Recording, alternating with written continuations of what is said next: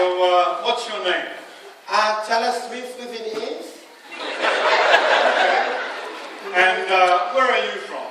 I'm from Otaro. But where are you from originally? Closer to the city.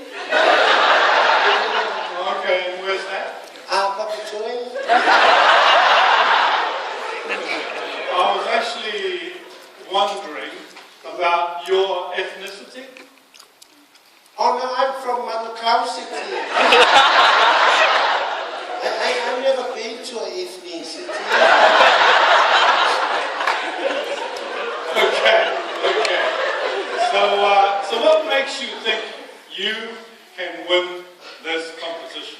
I think it's because not only do I have the looks, I also got the voice as well.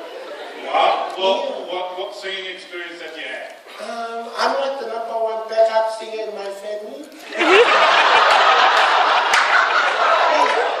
Well, a backup singer, that's fantastic. A backup singer. Yeah, you know, every time we have a family function, Yeah. yeah, you know, when we start to back up,